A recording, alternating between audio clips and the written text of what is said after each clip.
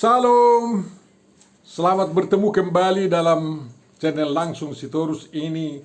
Bapak Ibu saudaraku yang terkasih, kiranya kasih karunia dan damai sejahtera dari Allah Bapa kita dan dari Tuhan Yesus Kristus menyertai kamu.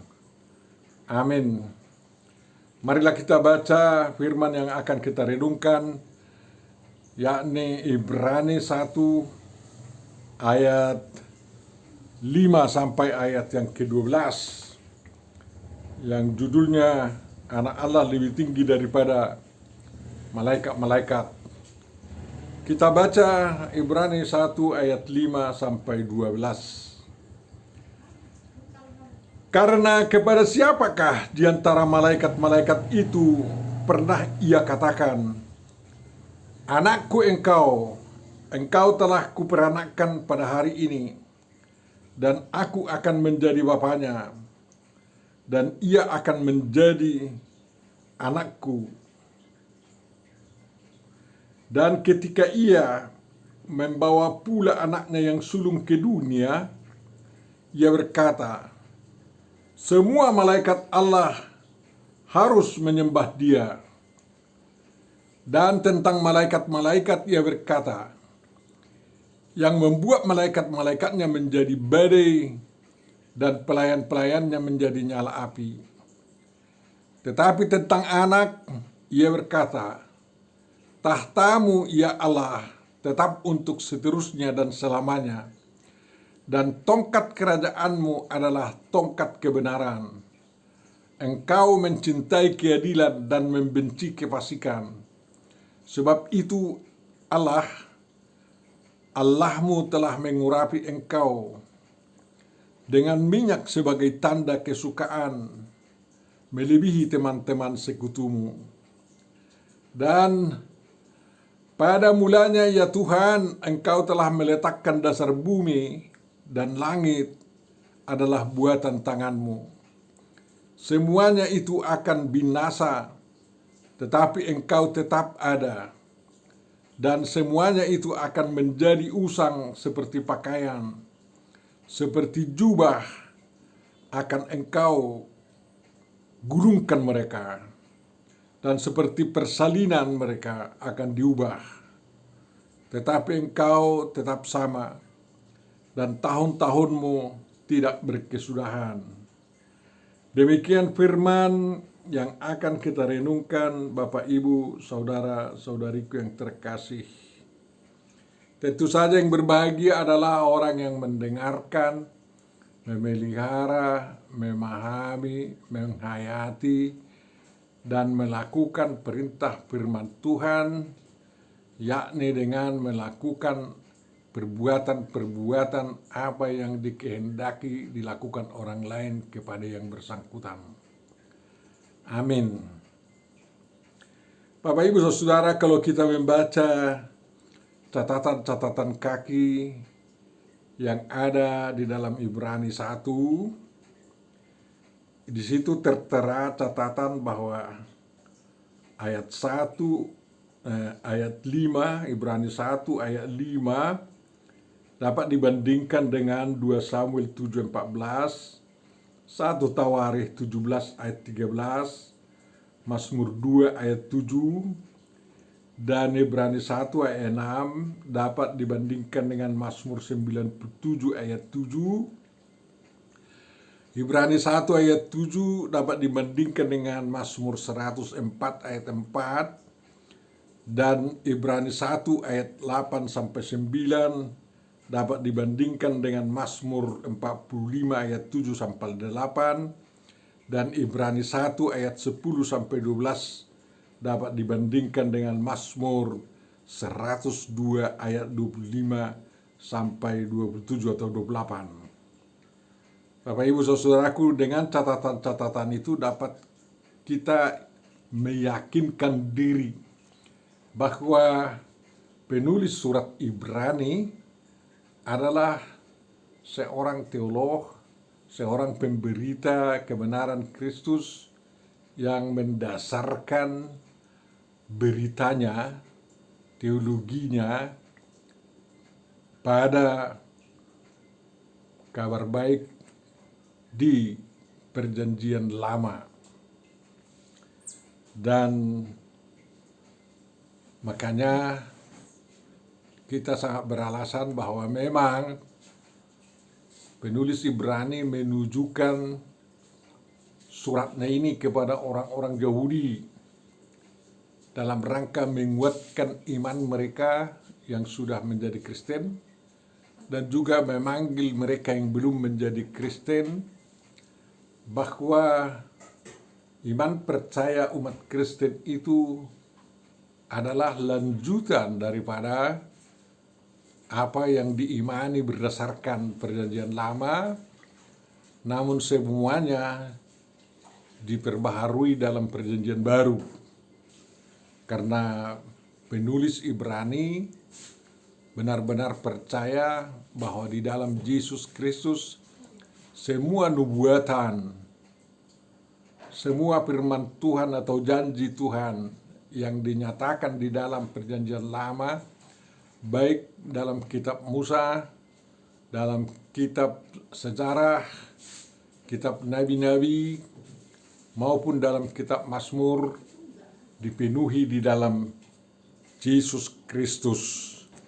Bapak Ibu Saudaraku yang terkasih, cobalah bayangkan bahwa Ibrani 1 ayat 5 itu mengulang kembali firman yang ada di dalam 2 Samuel 7 ayat 14, di mana janji Tuhan kepada Daud, keturunan Daud akan lahir menjadi raja kekal, ya, yang Tuhan katakan kepadanya, anakku engkau, dan engkau telah kuperanakkan pada hari ini. Demikian firman Tuhan, dan memang kalau Tuhan memperanakkan, dia bukan kita yang memperanakkan, ya. Ingat jelas, Tuhan yang mengatakan memperanakkan juru selamat Mesias yang diutusnya itu, atau firman yang menjadi manusia itu. Bukan kita yang mengatakan bahwa Tuhan beranak, ya. Jadi kapan Tuhan itu sebenarnya untuk menyatakan bahwa bagian dari diri anak yang lahir itu dari keturunan Daud adalah yang paling utama sebagai anak tunggal Bapa. Inilah anakku yang kukasihi, dengarkanlah dia, kata Tuhan sewaktu Yesus dibaptiskan, ya. Jadi jangan ada yang mencoba-coba menuduh orang Kristen bahwa umat Kristen memperanakkan Tuhan. Tidak ada itu, ya. Tapi Tuhan yang memperanakkan, artinya bahasa yang digunakan Tuhan untuk menyatakan bahwa dari dirinya, yakni firman-Nya, menjadi manusia, menjadi anak domba Allah yang memikul dosa dunia, dan hanya Tuhan yang berhak mengatakan itu, bukan kita manusia, ya. Jadi jangan ada yang menuduh orang Kristen mengatakan bahwa kamu orang Kristen itu memperanakkan Tuhan. Enggak boleh itu, enggak benar itu. Yang benar adalah Yesus Kristus sebagai firman Allah yang menjadi manusia disebutkan oleh Tuhan sebagai anaknya yang dikasihi, dan semua umat manusia harus mendengarkannya. Jadi kalau Tuhan Yesus itu sebagai anak Allah, ya Bapa, Halik langit dan bumi, Jehovah Elohim itu adalah Bapanya, ya.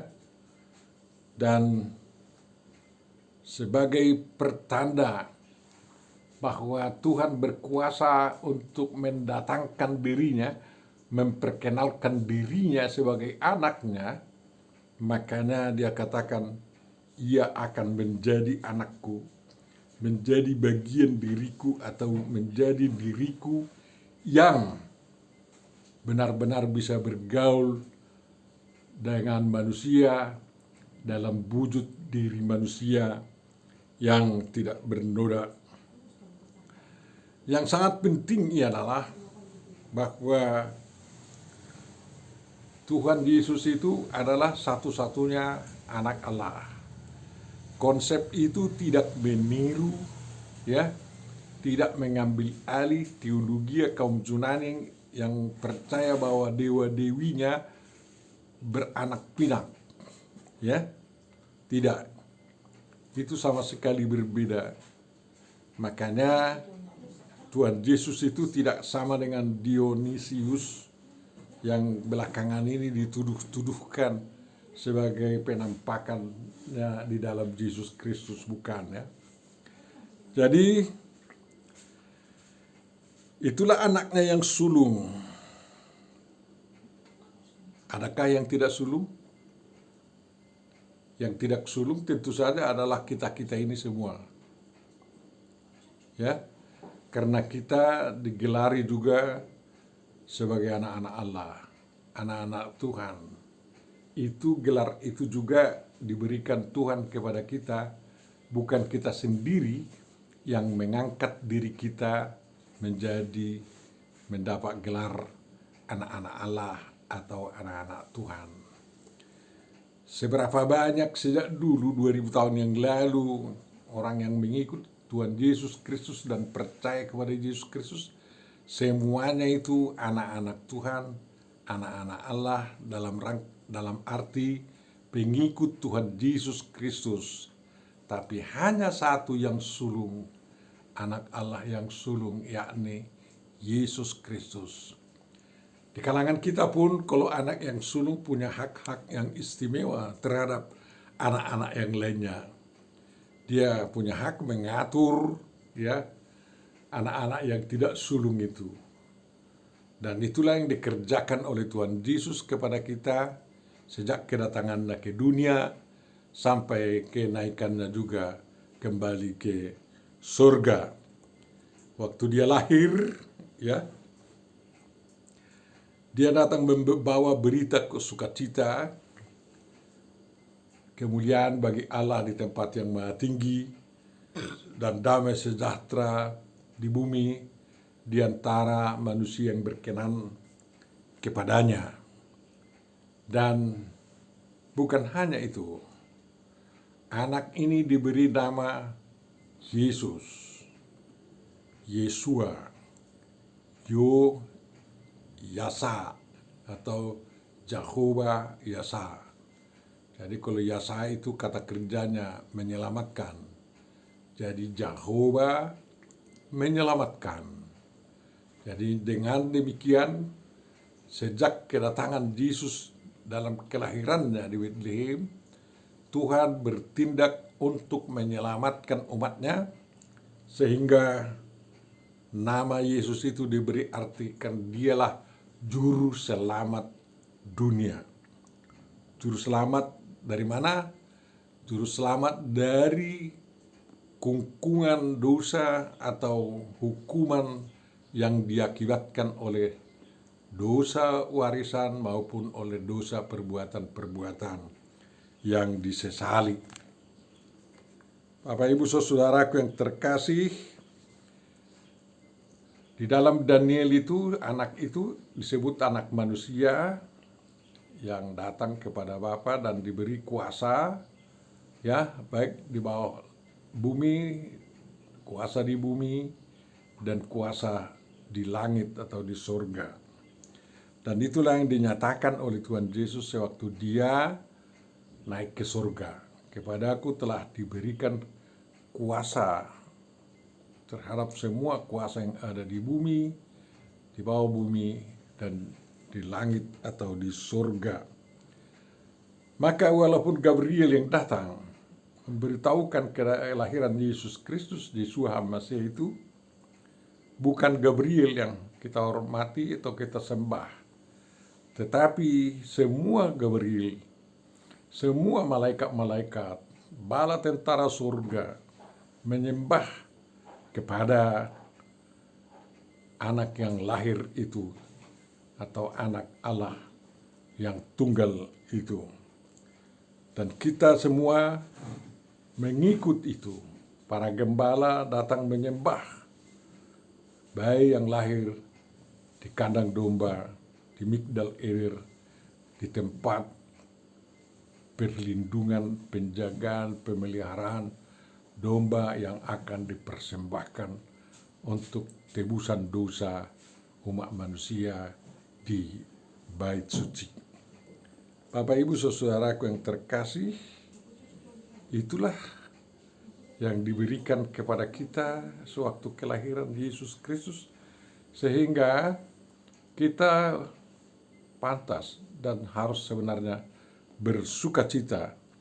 Bala tentara surgawi juga turut menyembah. Mereka menyanyikan lagu itu, Gloria in excelsis Deo, ya. Hasangapun mah di Dewa Tadi Gijang, ya. Apalagi nyanyinya banyak sekali kemuliaan bagi Allah di tempat yang maha tinggi, ya. Dan memang peristiwa di Bethlehem itu tidak ada badai, tetapi yang ada adalah nyala lilin yang menerangi, ada bintang terang yang menjadi petunjuk jalan bagi kaum Majus, orang-orang dari timur, agar mereka juga datang untuk menyembah kepada Tuhan. Jadi mari kita perhatikan perayaan Natal kita, ya. Para gembala, ya, yang sekarang kita kenal juga para pemimpin-pemimpin rohani kita, pemimpin-pemimpin negeri kita, harus datang menyembah kepada Tuhan, mengikuti jejak para malaikat, ya.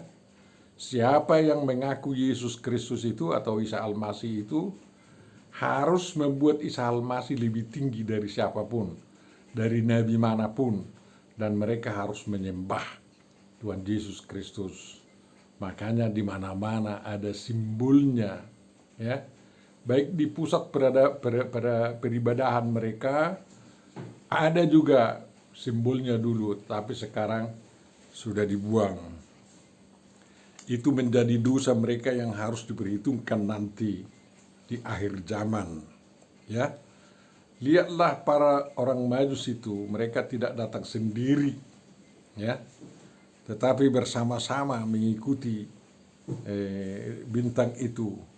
Kalau Tuhan Yesus lahir tanggal 25 Kislev, yang bersamaan dengan tanggal 25 Desember waktu itu, ya, tanggal 1 Januari atau 8 hari setelah kelahirannya, dia dibawa untuk disunat, ya, untuk disunat di Bait Suci. Jadi itu tanggal 1 Tebet bulan Ibrani, ya. Dia lahir tanggal 25 Kislev dan disunat pada tanggal 1 bulan Tebet, yang di dalam kalender Romawi tanggal 1 Januari, Bapak Ibu Saudaraku terkasih. Dan pulang dari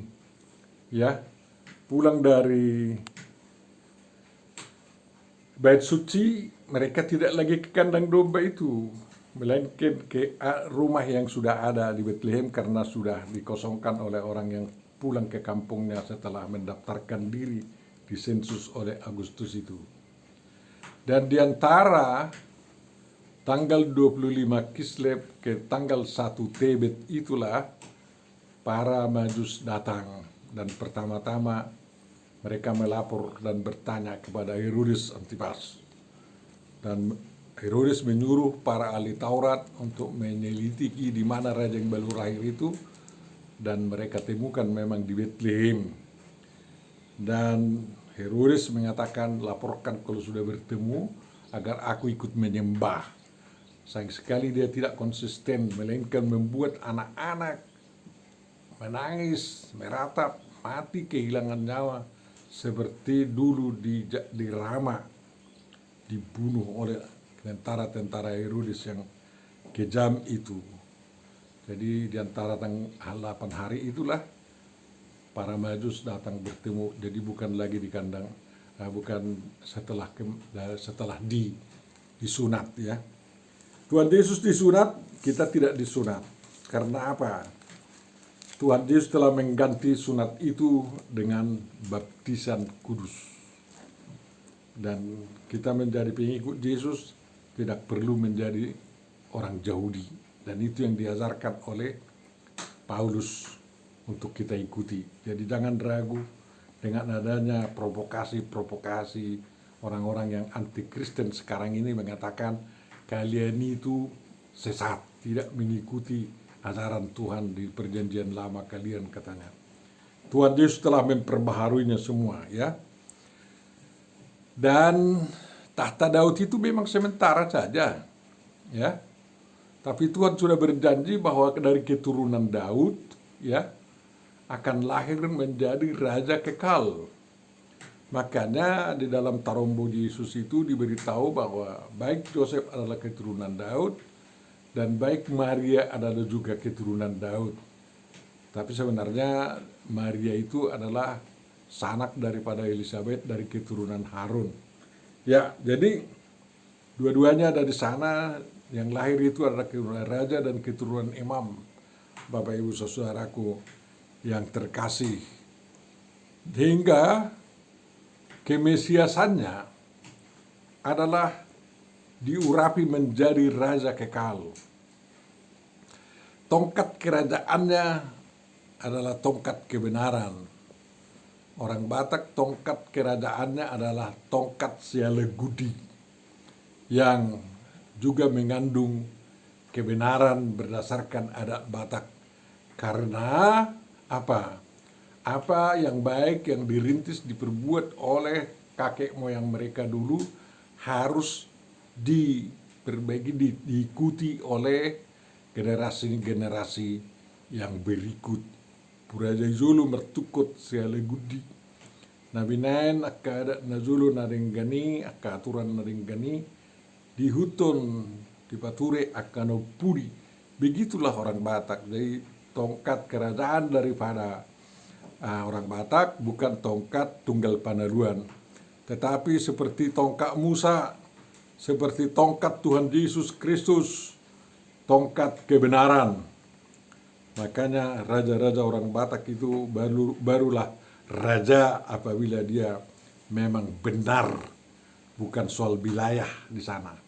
Ya, kerajaan itu berkembang melampaui batas daerah wilayah karena ditegakkan di dalam kebenaran, ya. Jadi tahta kerajaan kita itu adalah tahta kebenaran. Mengikut Tuhan Yesus, tahta daripada Tuhan Yesus Kristus adalah tahta kebenaran. Dan kalau tidak lagi kebenaran, ada di dalamnya bohong-bohong, itu bukan lagi tahta kerajaan anak Allah yang tunggal itu. Karena banyak sekali tentang Tuhan Yesus yang direkayasa oleh orang-orang belakangan yang berusaha membelok-belokkan tentang Tuhan Yesus yang lahir di Betlehem itu. Misalnya Injil Barnabas dan segala turunan-turunannya. Injil apalagi Injil Judas Iskariot, Injil Magdalena lagi katanya. Bahkan Injil Thomas yang semuanya itu adalah Injil palsu, Bapak Ibu Saudaraku, karena mereka yang diberitakan di sana adalah ambisi teologi daripada penulisnya, bukan kebenaran Kristus sebagaimana diberitakan di dalam Markus, Matius, Lukas, dan Yohanes. Bapak Ibu saudaraku yang terkasih, karena kita berada di dalam kerajaan berdasarkan kebenaran dalam pengikutan kita kepada Yesus, maka seperti Tuhan kita juga kita harus mencintai keadilan dan membenci kefasikan. Apa itu keadilan Tuhan, Bapak Ibu Saudara? Ya, adil itu bagaimana? Kalau sinem-nem uruk-uruk, sinem-nem aiktu namek medang merungut-ungut, nama godang sudah merlas neroha, semua senang.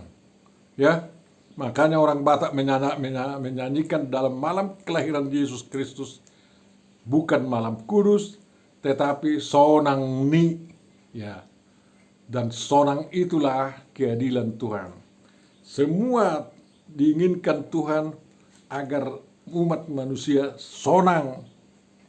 Tidak ada yang bersungut-sungut, baik kecil maupun yang besar. Itulah keadilan Tuhan. Jadi bukan keadilan satu sama kau, satu sama saya, bukan begitu ya. Dan kefasikan adalah kebohongan, rekayasa, ya cerita dan juga hoax-hoax. Itulah kefasikan. Allah itu telah mengurapi, ya, sebab itu Allahmu telah mengurapi engkau.